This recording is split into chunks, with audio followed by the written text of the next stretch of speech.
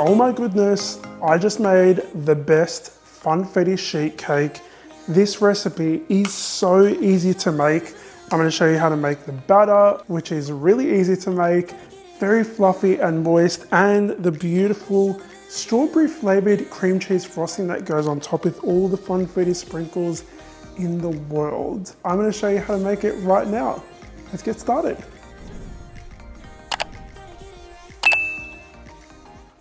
So we are going to be using my vanilla cake recipe for this recipe. It's really delicious, it's moist, it's really easy to make, and we're going to be using my special reverse creaming method for this, which makes it even easier. You want to begin by adding 645 grams of plain or all-purpose flour into a large mixing bowl, along with 400 grams of caster sugar, also known as superfine sugar, 4.5 teaspoons of baking powder, and 1 teaspoon of salt.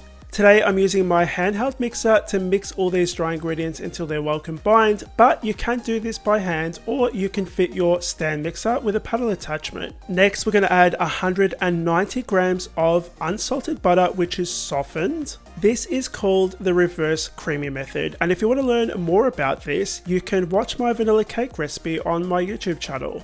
We're going to mix this until we reach a really fine sand-like texture. Then you want to add 3 large eggs, 560 ml of full cream whole milk, 190 ml of vegetable oil, 1 cup of sour cream, and you can use Greek yogurt in its place if you like, 1.5 teaspoons of vanilla extract, and you're going to mix that until everything is really well combined. Now, our mixers don't quite get what's at the bottom of the bowl all the time, so you want to make sure you stop mixing and scrape down the bowl just to make sure that everything is really well mixed in. Then you want to mix for a final 20 seconds and your batter is done. Now, because this is a Funfetti cake, we're going to add 3/4 cup of Funfetti sprinkles. These are not the little round ones, these are the long sprinkles. You want to work quickly here because if you mix for too long, the colour from the sprinkles will bleed into the batter and it'll turn it kind of a mucky grey colour. So once the sprinkles are in there, mix just until you need to and then pour it straight into your prepared tin. Today I'm using a 9 by 13 inch sheet cake pan, which I've sprayed with oil and lined with baking paper. You'll notice these little clips on the side.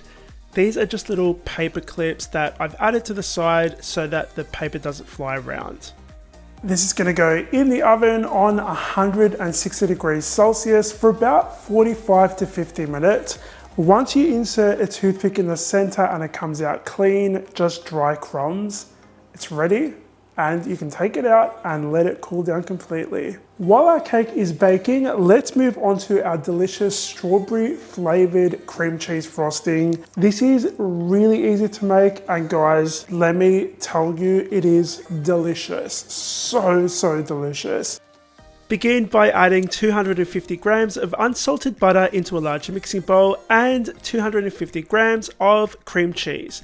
Now the cream cheese I'm using today is the block kind, not the spreadable kind, and you want to make sure it's chilled straight out of the fridge. Mix those two ingredients together and scrape down the bowl before you add some salt. Continue mixing before you scrape down again and add 300 grams of powdered sugar. Let's start off by mixing on slow so you don't end up with a sugar dust storm. Then you can put it all the way up to high speed until your frosting is pale and fluffy. Now this part is completely optional, but I'm going to color and flavor this frosting. So I'm just going to use some pink food gel. Just a little bit should do because this stuff is really strong. You're also going to add a 1/2 teaspoon of strawberry flavoring. This is completely optional. Now my one actually has coloring in it as well, so if you're using one with coloring, just keep in mind your frosting may come out a little bit darker. Once you've mixed that and everything is evenly colored, let's move on to decorating. Our cake has cooled. It's looking a little bit extra golden, but that's okay. I'm going to trim the top off because I want a nice flat canvas to work with. And that excess cake, guys, that makes a delicious snack. Pop your cake back into the tin because I think this kind of cake should be served in the tin. Now here comes my favorite part, popping on the frosting.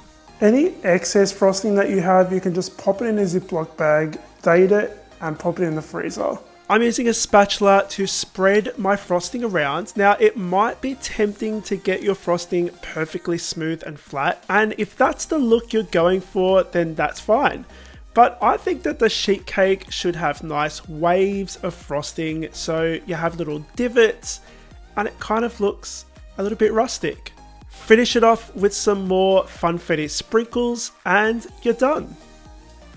One of the fun things about sheet cakes like this is you can keep it nice and simple, like this one here. You can even do like messages, like with little cookies. You can do like seascapes with like ocean creatures. The possibilities are endless with a sheet cake. They're just like one of those underrated cakes, I think. I'm gonna slice this up and give it a try.